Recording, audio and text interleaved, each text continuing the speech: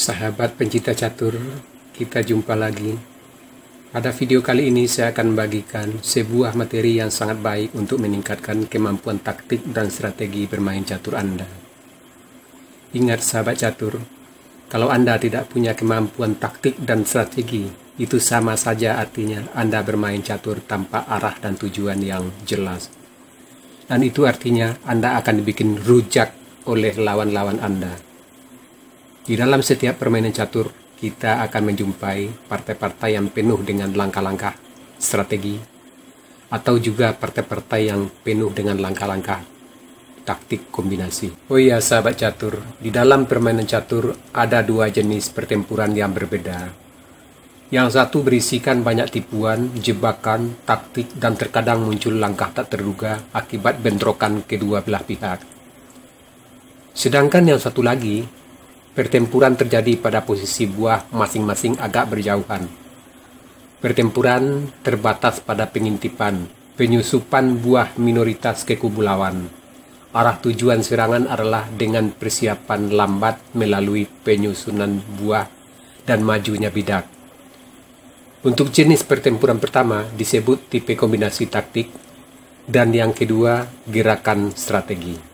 Pada video kali ini, saya akan membahas permainan yang mengandung unsur-unsur strategi. Partai ini dimainkan tahun 1945. Putih dipegang oleh Vitali Chekover dan hitam oleh Yosif Rudalkovsky. D4,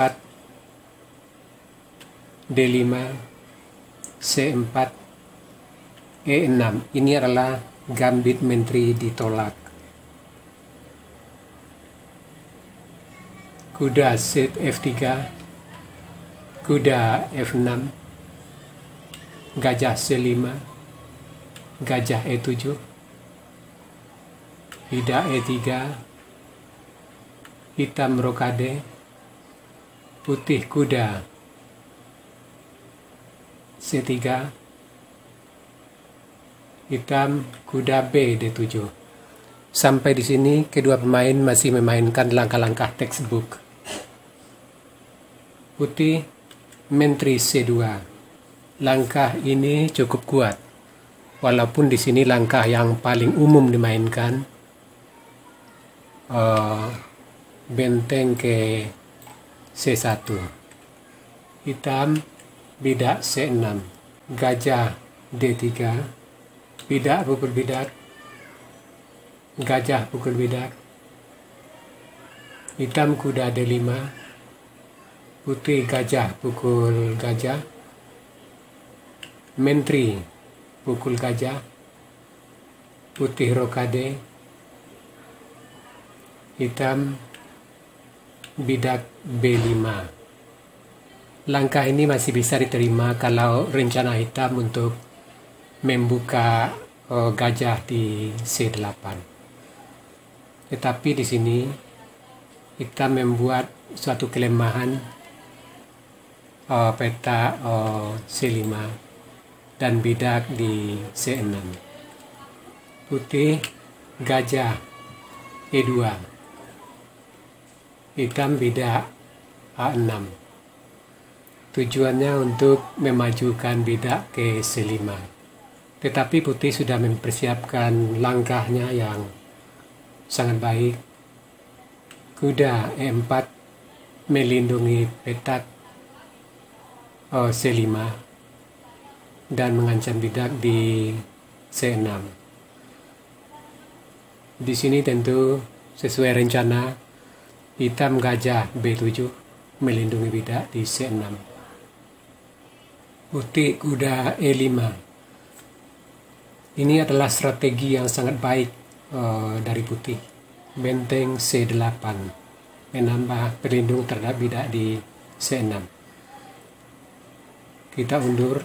Bagaimana seandainya di sini hitam kuda pukul kuda, maka tentu bidak pukul kuda dan putih mendapatkan peta yang sangat kuat di D6 untuk kudanya.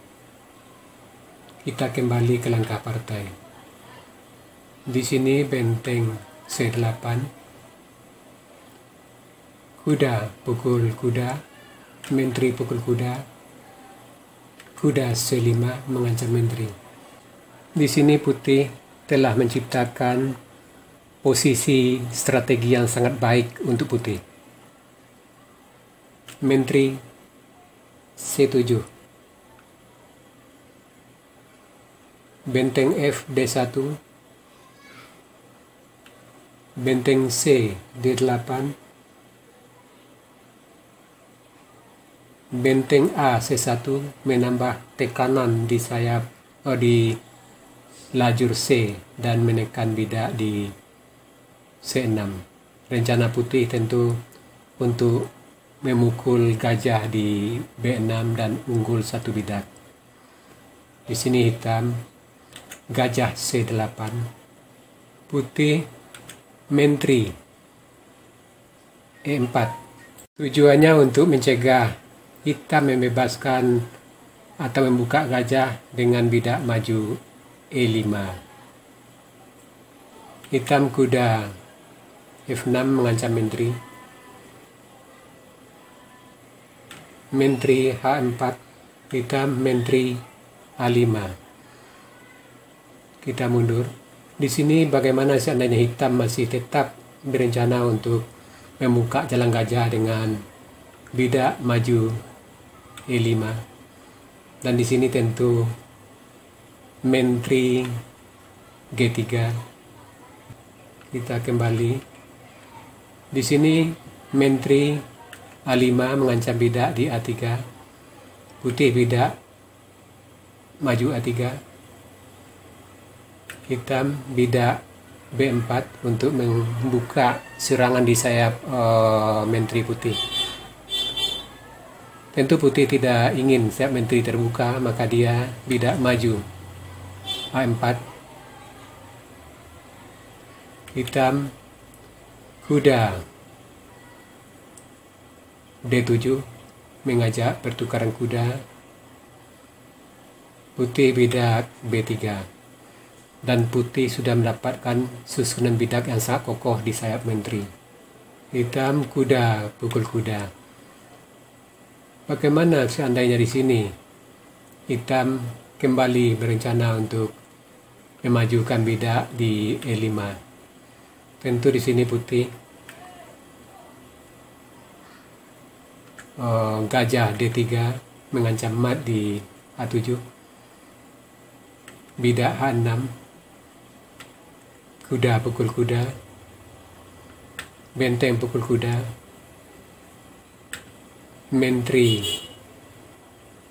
E4 mengancam mat di H7, bidak G6, benteng C5 mengancam menteri, menteri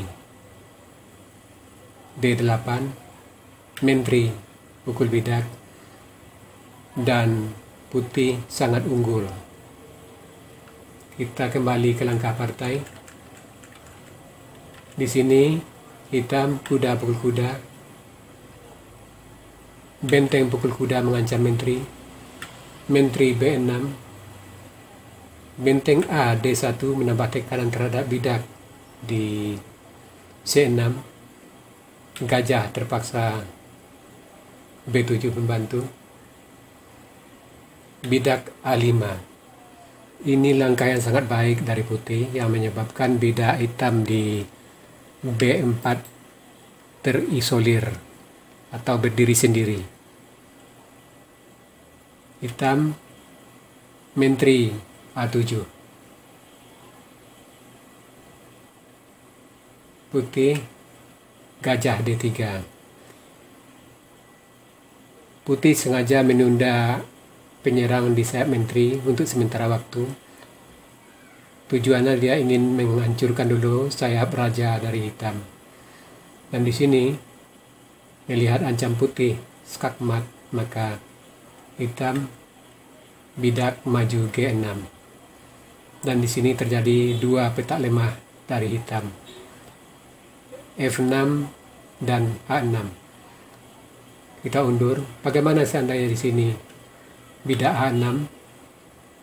Tentu di sini menteri E4 kembali mengancam mat, bidak tutup G6,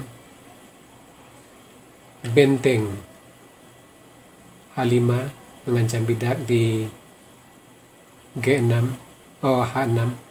Bila bidak pukul bidak tentu mat dengan menteri di H7. Maka di sini raja terpaksa ke H7 melindungi bidak di H6.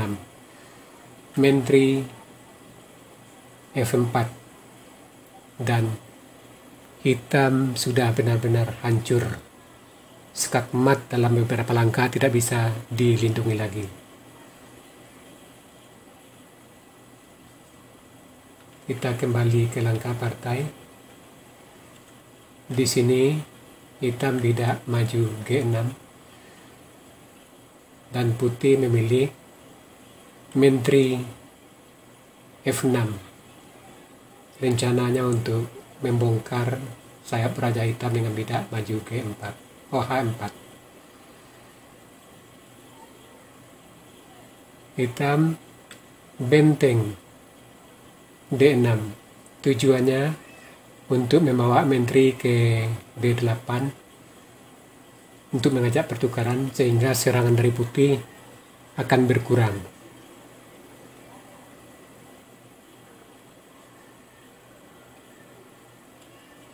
Putih menteri E7.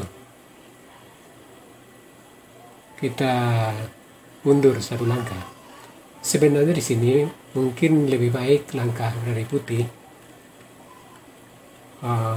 bidak benteng C4 mengancam bidak.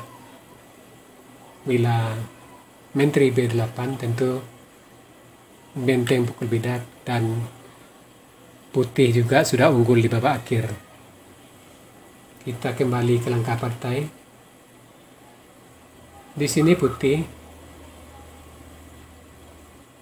menteri E7.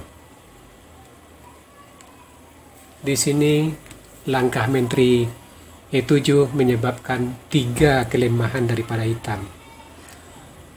Yang pertama, hitam harus melindungi sayap rajanya dari serangan putih. Yang kedua, sayap menterinya juga sudah hancur. Dan kelemahan yang ketiga, benteng di D6 juga terancam. Maka di sini hitam melindungi benteng di D6 dengan benteng F D8. Bagaimana seandainya di sini menteri D8? Tentu di sini benteng C1, C4. Bila benteng mengancam menteri, menteri G5.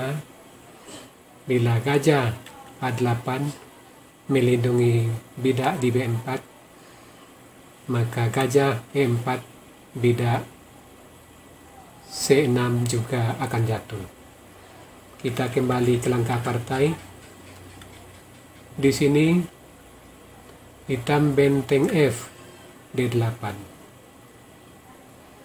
Putih bidak H4. Sesuai rencana semula dia akan membongkar sayap raja daripada hitam. Hitam benteng 8 D7 mengancam menteri. Menteri F6.